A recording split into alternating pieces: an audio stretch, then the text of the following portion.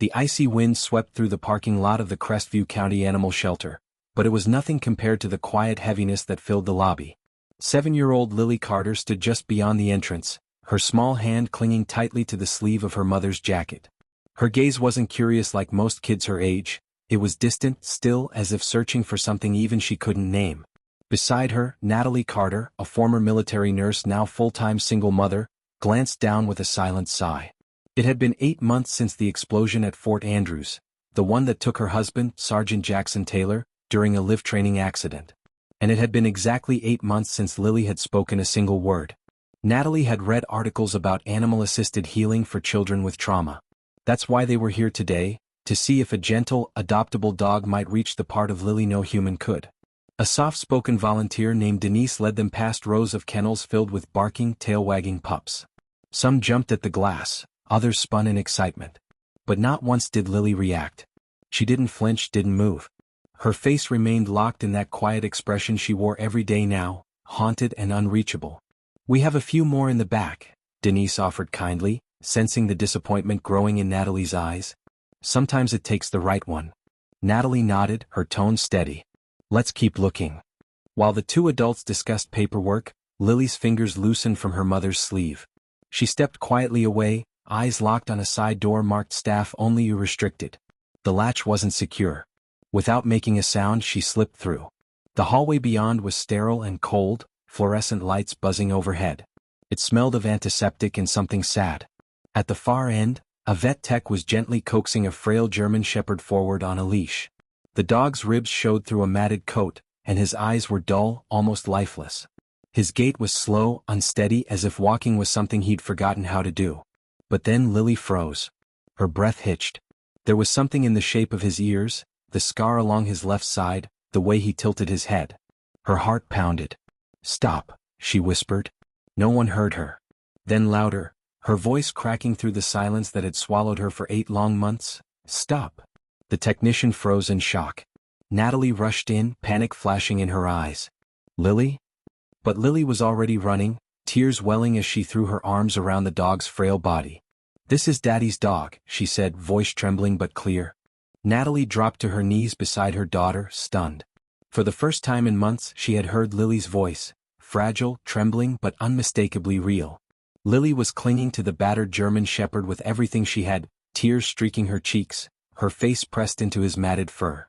The dog didn't pull away. Just moments ago he could barely walk, his body limp, eyes clouded. But now as Lily held him, something shifted. Slowly he lifted his head and leaned into her touch. A low, faint sound escaped his throat, not a bark, not a growl, but something softer. Recognition. Connection. "His name is Shadow," Lily repeated, her voice clearer this time. "He used to be Daddy's." The vet technician stood frozen, unsure of what to do. Natalie gently reached out, her fingers brushing against the dog's side. That's when she felt it, raised and faint beneath the tangled fur, just under his ear, a small patch of ink, faded with time but still legible. She gasped. It was a military tattoo. Her husband Daniel had told her once, long ago, that his canine partner had been marked with a field ID in case of separation. "It was standard," he had said. "If anything ever happens they can be traced." But after the explosion, Shadow had been declared missing, assumed dead. No one expected he'd survived. Natalie looked down at him now. "This is him," she whispered, voice shaking. "This is Daniel's dog." Lily pulled something from her coat pocket, a crumpled piece of construction paper. A child's drawing, stick figures, bright blue skies, a brown dog. Across the top, in shaky handwriting, were the words, "I will be your friend." She held it out with both hands, her lower lip trembling. "He doesn't have anybody now," she said softly. "But I'll stay with him. Please don't let them take him away." The hallway had fallen completely silent. Even the technician looked unsure now, glancing back toward the restricted door like he was debating calling someone. But then Shadow moved again, shifting just enough to press his head into Lily's lap. His breathing was shallow but steady. The despair in his eyes had faded just slightly, replaced by something gentler, something that looked a lot like trust. Natalie looked from her daughter to the dog, then back again. In that fragile moment, something clicked. Something bigger than grief, bigger than coincidence. This wasn't just a dog in need. This was a soldier left behind. And this little girl, broken and quiet for so long, had found her voice again for him. She wrapped an arm around Lily, the other resting protectively on Shadow. "He's not just any dog," she said, her voice firm now. "He's family." And for the first time in what felt like forever, Lily leaned into her mother's side, still holding Shadow, still silent, but not lost anymore. It was just after midnight when the silence of the house shattered. Natalie jolted upright from the couch, heart hammering, the low rumble of a groan pulling her fully awake. She turned her head sharply toward the fireplace, where Shadow had been sleeping on a thick blanket. What she saw made her blood run cold. Shadow was convulsing. His legs jerked uncontrollably, his body twisted with unnatural force, foam clung to his mouth, and his eyes, once dim but calm, were now wide open, frantic and unfocused. "Shadow!" Natalie cried, rushing to his side. She dropped to her knees and cradled his trembling head in her lap, whispering his name over and over. "Stay with me, boy. Stay with me." Footsteps thudded down the stairs. Lily stood barefoot at the landing, eyes wide and unblinking. She didn't scream, didn't panic, just ran straight to them. 15 minutes later, Natalie's SUV skidded to a stop outside the emergency veterinary clinic. Shadow lay in the back seat, barely breathing, Lily's hand resting firmly on his paw. She hadn't let go since they'd left the house. Inside the sterile waiting room, time lost all shape. Natalie sat motionless, hands clenched together, while Lily curled up in the corner chair clutching Shadow's old blanket. When Dr. Hannah Tran, a soft-spoken urologist, finally entered the room, the look on her face said it all. "He suffered a severe neurological episode," she said. "It's not trauma. It's systemic. Whatever's happening inside his body, it's shutting him down from the inside out." Natalie's stomach dropped. None of it made sense until a familiar voice broke the silence. "I know what's happening to him," someone said from the doorway. Natalie looked up. A woman in scrubs stood there, her face pale and anxious. "My name's Maria Ramirez. I used to work at Oak Ridge." Natalie stood. "What do you mean?" Maria glanced around nervously, then stepped forward and handed Natalie a manila envelope. "You didn't hear this from me. But this, what's happening to Shadow, it wasn't natural. He was injected with something." Natalie's hands trembled as she flipped through the contents. Internal documents, medical records, photos. One word kept appearing: NTX-17. "It's an experimental drug," Maria whispered. "They said it was a sedative for anxiety. But it causes delayed neurological breakdown. Oak Ridge was testing it illegally on dogs they labeled unadoptable. No oversight. No consent." "Shadow?" Natalie asked, voice hollow. Maria nodded. 28 days ago. Right before he was put on the euthanasia list." Fury boiled in Natalie's chest. Her fingers tightened around the folder. They were covering it up. Later that morning, with Maria's testimony and the evidence in hand, Natalie contacted the police. Within hours, authorities raided Oak Ridge Animal Shelter. They discovered a locked cabinet filled with NTX-17 vials, falsified records, and a log, handwritten by Director Alan Ellis, documenting each illegal injection. Shadow's name was on the list. By noon, Ellis was in handcuffs, let out in silence. Justice had begun. Back at the clinic, Natalie sat at Shadow's bedside. Machines beeped softly around them, each sound a fragile promise. Lily was there too, quiet but unwavering. She leaned close to Shadow, whispered into his ear, and rested her head beside his. He was still fighting. And this time they would fight with him. The intensive care unit was dimly lit, humming quietly with the rhythm of machines. Shadow lay motionless on a soft padded bed, surrounded by wires, sensors, and 4 lines that beeped and blinked like fragile lifelines. His breathing was shallow, barely there, and his heartbeat, though present, was weak and inconsistent. A soft oxygen mask covered his snout. The air smelled faintly of antiseptic and heartbreak. Dr. Tran stood just beyond the glass wall, arms folded tightly. Her expression was unreadable, but her eyes held the truth. Shadow was fading. Natalie sat beside him, her hands ringing silently in her lap. The strength she'd carried through everything, the accident, the silence, the shelter, even the revelation of illegal testing, now felt like it was slipping through her fingers. She glanced toward Lily, seated quietly on a low stool beside Shadow's bed, knees tucked to her chest, her little hand resting gently over his heart. "He's tired," Dr. Tran had said earlier. "We've administered the antidote. It may slow the damage, but his body has already endured so much. He might not have the strength to come back." Natalie nodded, but Lily hadn't spoken. Not since they returned from the police station. Not since they saw Shadow motionless and hooked to machines. She had only sat there, eyes steady, unblinking. And then she moved. Without a word, Lily climbed gently onto the bed, curling up beside Shadow the same way she had on their first night together. Her fingers ran slowly behind his ear, stroking the edge of his fur where it had begun to gray.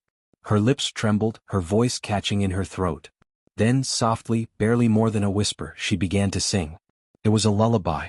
One her father used to hum during late-night car rides and quiet mornings before the world awoke. The melody wavered, thin and fragile, but she kept singing.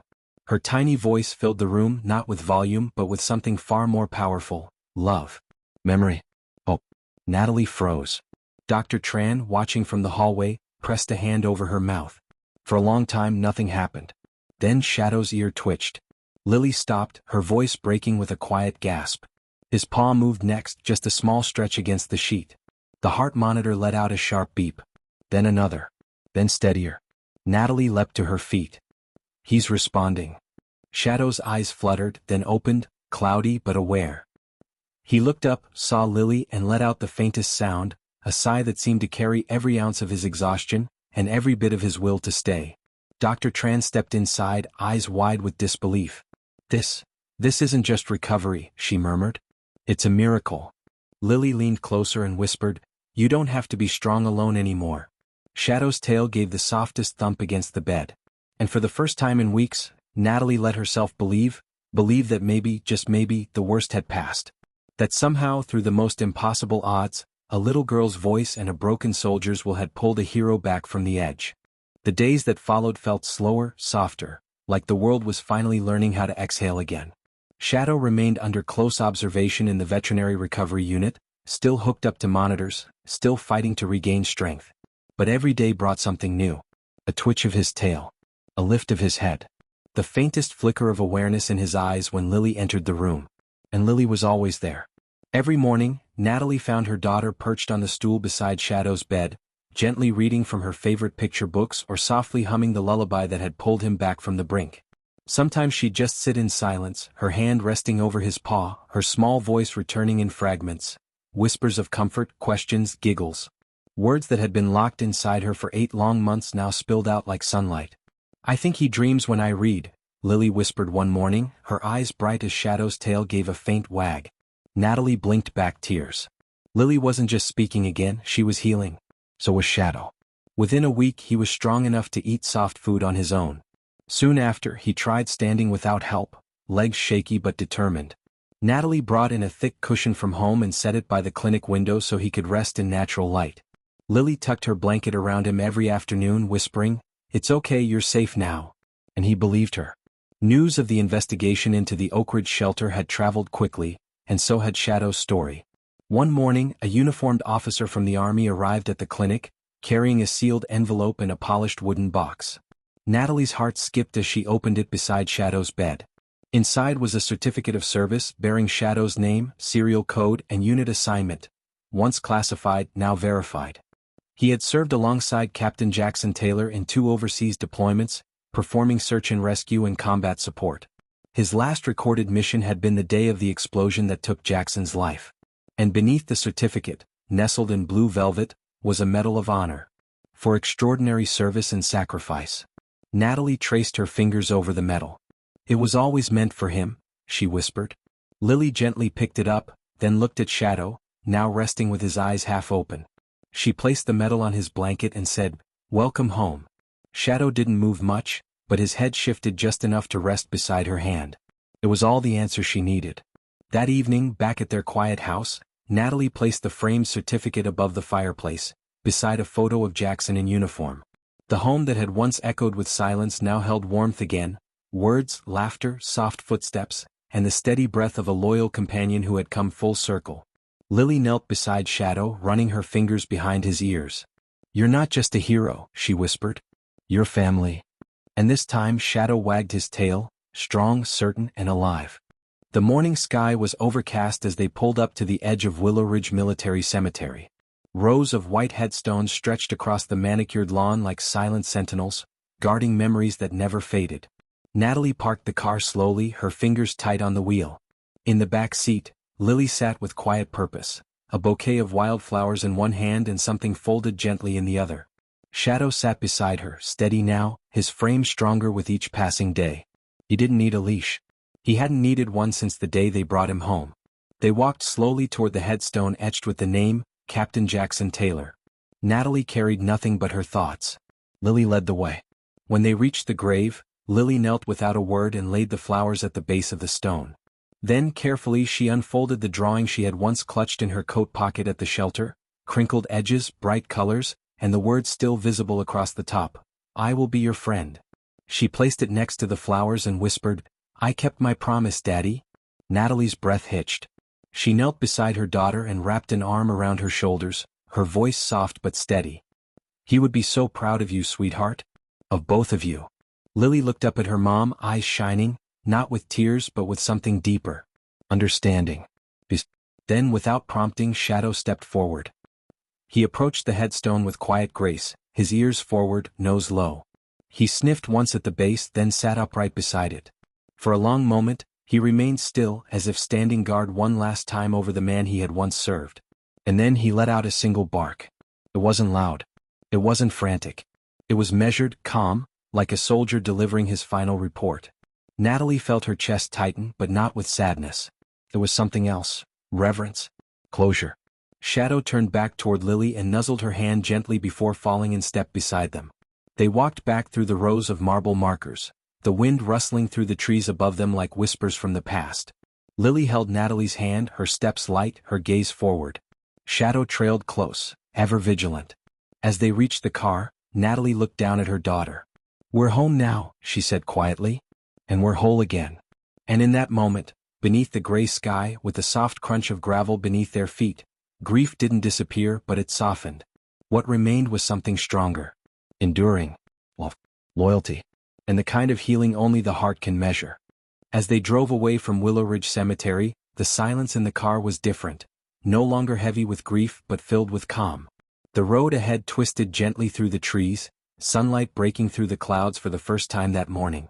Natalie glanced in the rearview mirror and saw Lily resting her head against Shadow, who sat tall and steady beside her. The old blanket still lay across his back like a quiet symbol of everything they'd been through together. In that moment, Natalie realized something profound. They weren't just healing, they had already begun to heal. Not because the pain had vanished, but because love had filled the spaces grief had left behind. Shadow had not only helped Lily find her voice again, he had reminded both of them what it meant to keep going, to keep loving, even when the world felt broken.